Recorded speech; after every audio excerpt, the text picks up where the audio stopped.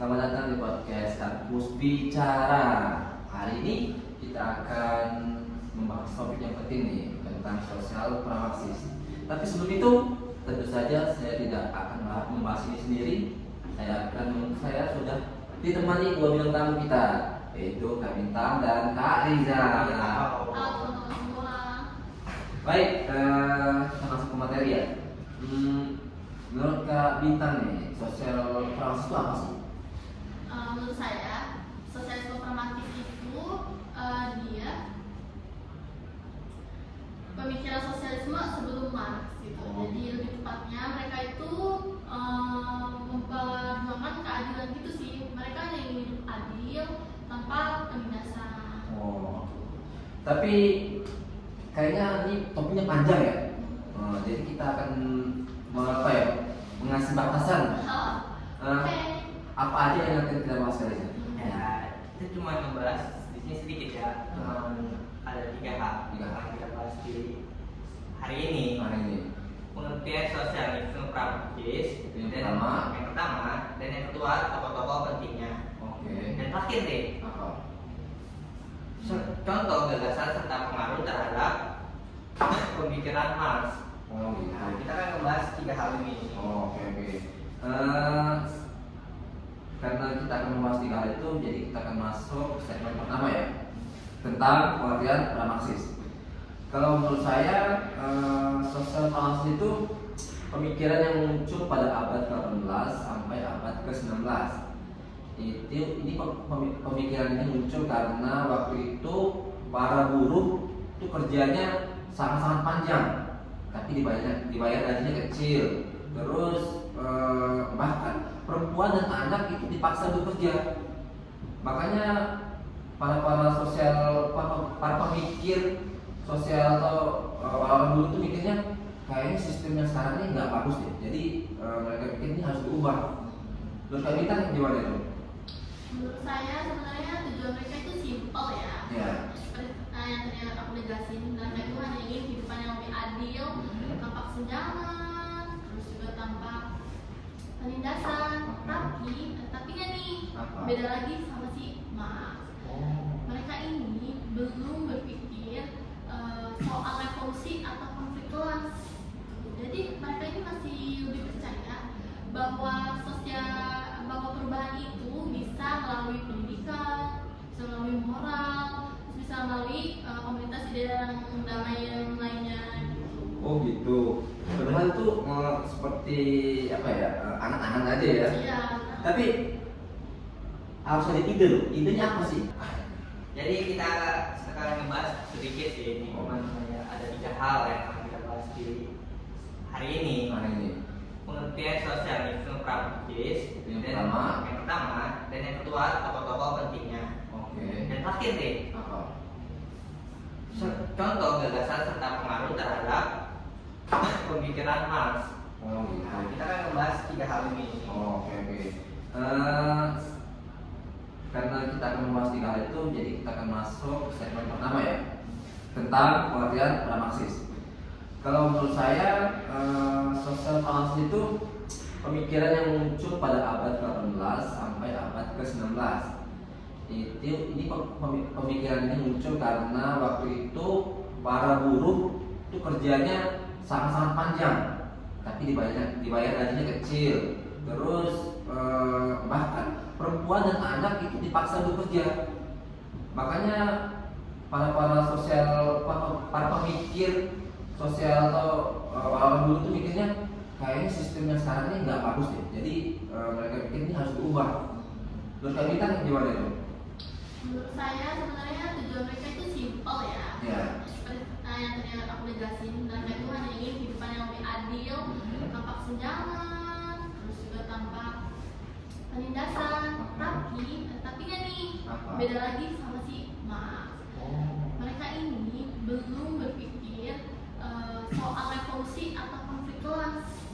Jadi mereka ini masih lebih percaya bahwa perubahan itu bisa melalui pendidikan, bisa melalui moral, bisa melalui komunitas ideal yang damai yang lainnya gitu. Oh gitu. padahal tuh seperti apa ya, angan-angan aja ya. Iya. Tapi harus ada ide loh. Idenya apa sih? Karena ini terlalu ideal ini yang susah diwujudin, akhirnya mereka disebut kaum utopis. Tapi pemikiran mereka tetap jadi langkah awal sebelum munculnya pemikiran Marx. Oh gitu. Jadi walaupun pemikiran mereka itu seperti pemikiran utopis ya, kayak mimpi siang malam itu, tapi itu sebagai dasaran Marx untuk membuat sistem yang lebih bagus ya, Jadi sebelum kita lanjut nih, Apa? kita bakal harus kenal dulu nggak sih sama tokohnya, biar kita lebih kenal gitu. Iya, ya. Gimana kalau kita mau bahas kalau kita nggak kenal tokohnya Iya, kan? benar. Oke, lanjut ya. Yang pertama itu, tokoh pertama ada Henry de Saint-Simon. Oke. Nah, si Henry ini pernah bilang bahwa rakyat itu harus dipimpin sama orang yang paham kerja.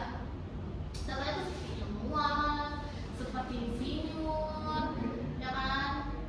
Pemimpin itu juga kan bukan hanya sekedar kemauan aja lah sih, mereka juga harus punya kemampuan lah. Iya kan? Iya. Benar. Iya. Dan kayak sekarang tuh ada ijazahnya ada yang palsu. Gimana cerita? Jadi kok kita Enggak. Masalahnya tuh kok bisa lolos gitu? Iya. Ya kan? Ada KPU, ada ini, kok bisa lolos? Karena di belakangnya itu ada orang dalam yang kuat. Oh. Ya terus sendiri Indonesia kan orang dalam bisa apa kita. Ya kalau rakyat aja bisa dibohong gitu ya gimana ke depannya ya? Cuan. Masa Oke, ya menurut sesi semua pemimpin yang dibilang rakyat maju bukan yang rajin foto presiden atau yang kerja aslinya nggak kelihatan, karena dia cuma foto tapi nggak kerja. Itu banyak kejadian itu. Jadi dia mengakui kinerja orang lain, padahal dia yang orang lain yang kerja, tapi dia yang resmi. Nah, iya, banyak oknum, bukan oknum sih ini semuanya ini teman. Oknumnya banyak. Iya. Nah, di bawah foto gua laporan sudah itu pulang. Benar, ya salah ya. Tapi setelah itu kita akan membahas tokoh yang kedua nih. Tokoh yang kedua itu adalah Charles Fourier. Dia itu mempunyai ide komunikasi ideal, namanya Palantir. Intinya semua orang tuh harus kerja sesuai dengan bakatnya, sesuai dengan bidangnya. Kata kayak ada slogan kan, kerja sesuai fashion. Makanya tapi kan kenyataannya susah tuh ya. Nah, iya. Kamu lulusan ekonomi kerjanya di bagian apa, ya kan? Tapi kalau itu diwujudin ya, dijalanin, mungkin pejabat kita itu mau kerjanya bagus gitu. Bukan karena jadi pejabat, ya karena bapaknya jadi pejabat. Jadi cuma ikut-ikutan doang. Kalau kayak gitu kan gimana bisa berhasil gitu sebagai pemimpin? Ya coba bayangin aja kalau kita punya pemimpin yang kayak gitu, ya kan? Iya nggak sih? Iya.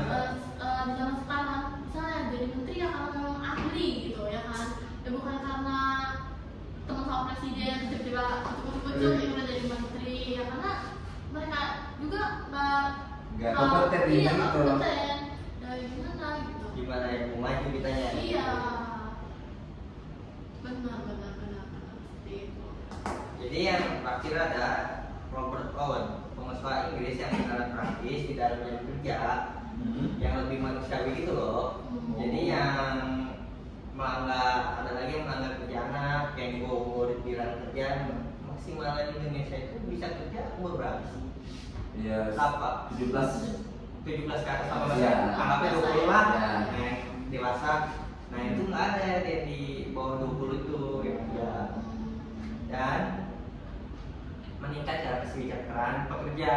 jadinya bagus sesuai dengan kerjaannya gitu ya. Apa yang kita kerjakan setimpal dengan gaji yang kita dapat. Terus jam kerja juga dibenerin gitu ya. Nah, itu. Oh gitu. Tapi walaupun komunitas Owen itu bagus ya, tapi akhirnya gagal loh. Ya tapi minimal dia sudah mau apa ya, melakukan, bukan cuma bicara gitu, cuma udah praktek langsung ke lapangan, walaupun gagal, nggak kayak pemimpin kita kan, cuma ngomong doang. Katanya tanggal 5 lampu hidup, kayak Sumatera kan, Iya. sampai tanggal 18 tuh mati, kan ngomong doang. Iya, benar-benar. Kan dari situ bisa klarifikasi sampai Terus banyak juga tuh yang ngomong waktu Presiden Prabowo ke Sumatera semua tenda dibangun, Iya. padahal sebelumnya nggak dibangun. Kan?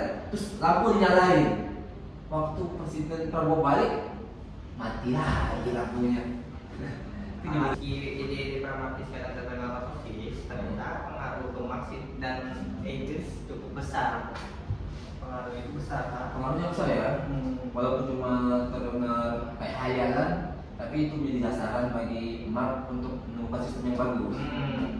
Iya, maksudnya lebih menghargai usaha mereka yang memperjuangkan keadilan, keadilan sosial sih lebih tepatnya. Tapi dia ini merasa perubahan nggak bisa cuma hanya mengandalkan moral atau eksperimen kecil aja gitu. Bener banget lah. Oh. Karena menurut Marx itu perubahan yang bagus tuh harus lewat revolusi kelas pekerja atau analisis ilmiah tentang ekonomi. Makanya pemikiran sebelumnya itu disebut utopis, sedangkan pemikirannya sendiri disebut dengan ilmiah.